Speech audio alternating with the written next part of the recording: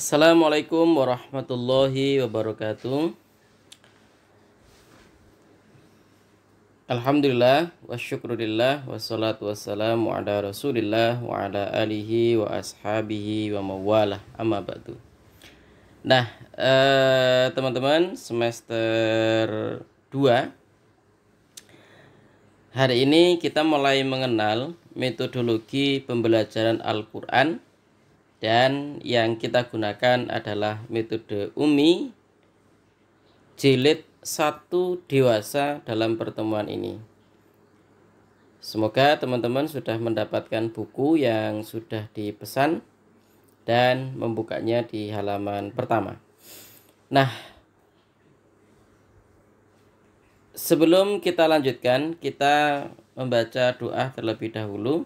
Namun kita membacanya cukup ta'awud dan basmalah saja. A'udzu billahi minasyaitonir rajim. Bismillahirrahmanirrahim. Nah, ketika teman-teman nanti mengajar pembelajaran Al-Quran, yang pertama harus diperhatikan tata cara pembelajarannya. Yang pertama, ketika kita memulai salam, itu dipastikan guru dan siswanya dalam keadaan duduk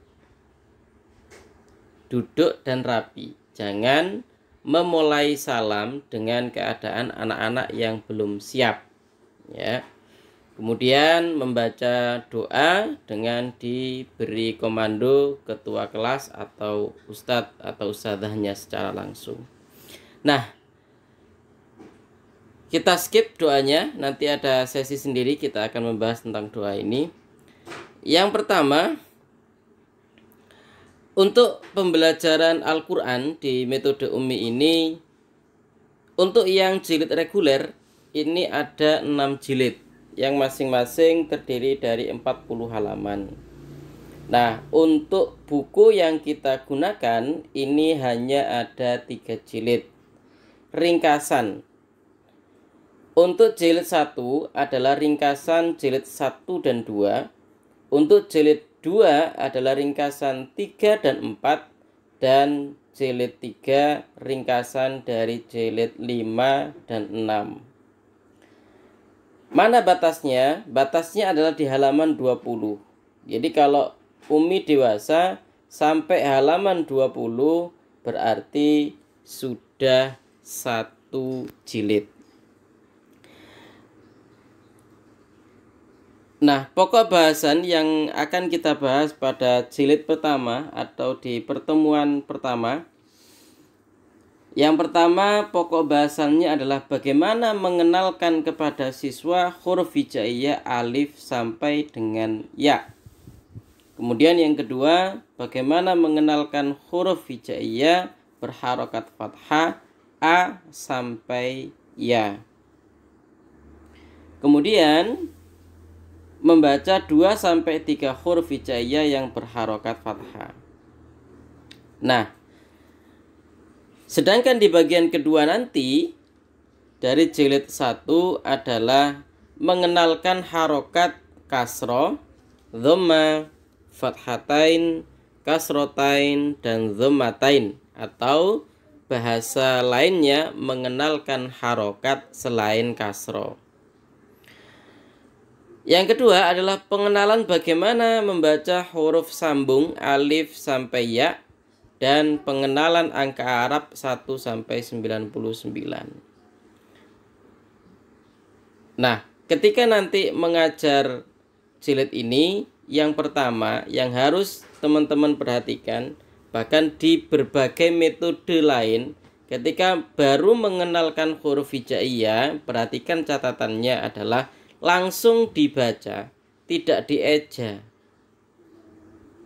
Kemudian yang kedua, cara membacanya pendek, cepat.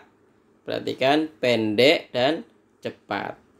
Sehingga harus diwaspadai anak-anak yang membacanya dengan panjang atau molor pada huruf-huruf hijaiyah yang masih satuan di jilid 1 maupun jilid 2. Kemudian ajarkan makhraj dan sifat huruf sebaik mungkin. Tentu tetap dengan memperhatikan perkembangan fisik anak, ya. Tidak mungkin anak-anak yang kelas 1 atau bahkan mungkin TK itu bisa mengikuti makhraj, ya, makhraj seperti orang dewasa. Maka di situ kita harus bijak dalam menyikapi anak-anak yang masih dalam proses pertumbuhan dan perkembangan, terutama dalam aspek pelafalan huruf-huruf hijaiyah. Kemudian ajarkan, jangan lupa mengajarkan huruf hijaiyah yang ada di halaman 20 dan halaman 40. Huruf-huruf tunggal, nama-nama huruf. Dan usahakan dalam mengajar dibantu dengan alat peraga, ya. Mengajar apapun itu harus memiliki alat peraga. Baik, kita masuk di halaman 1. Kita awali dengan bismillah terlebih dahulu. Bismillahirrahmanirrahim. Yang pertama, di kata yang ada garis bawah yang paling atas, ini adalah pokok bahasannya. Dan kita mencontohkannya satu persatu. A, ya. Kemudian ba, ta. Untuk pengucapannya usahakan dicek langsung kepada anak-anak satu persatu hurufnya dan satu persatu siswanya. Minta membaca. Ayo Ananda. A. Ayo. A. Ayo. A. Seperti itu. Kemudian huruf yang kedua dicek juga satu persatu. Ba. Ba. Ba. Kemudian taknya ta. Ta. Ta. Pastikan pendek dan cepat. Kemudian kita ajak membaca langsung tanpa harus dieja. Bagaimana sih maksudnya dieja? Dieja itu seperti alif fathah a, ba fathah ba, itu mengeja. Tapi yang kita inginkan anak-anak bisa langsung membaca tanpa harus dieja. Abata. Diulang lagi. Abata. Bagus. Nah, baris kedua ini dibaca pisah satu-satu. A, ba, ta, a, ba, ta. Sedangkan baris ketiga dibaca kelompok dua-dua sesuai dengan kelompok huruf yang berdekatan. A, baba, tata. Ketika mengajar pastikan memperhatikan anak-anak yang kadang memanjangkan di huruf akhir atau ekornya. A, baba, tata. Nah, yang seperti ini maka harus diulang, dibenarkan sehingga membacanya pendek cepat. A, baba, tata. Kemudian baris berikutnya dibaca per kelompok 3 huruf. Abata, jeda dulu. Abata, ba'ata, bata'a, ta'aba, tabata, taba'a, abata. Nah, ini contoh cara membaca di halaman pertama. Hati-hati, tidak boleh ada yang dipanjangkan. Jika anak-anak masih berpikir maka standar yang paling rendah adalah membacanya dengan terpisah-pisah. A, ba, ta, a, ta, ba.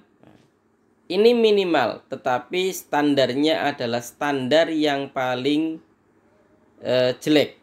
Standar sedangnya adalah membaca abata, ataba, ba'ata, bata'a. Berikutnya, di halaman kedua, ada dua huruf yang sudah kita pelajari di halaman berikutnya, halaman sebelumnya, yakni ba dan ta.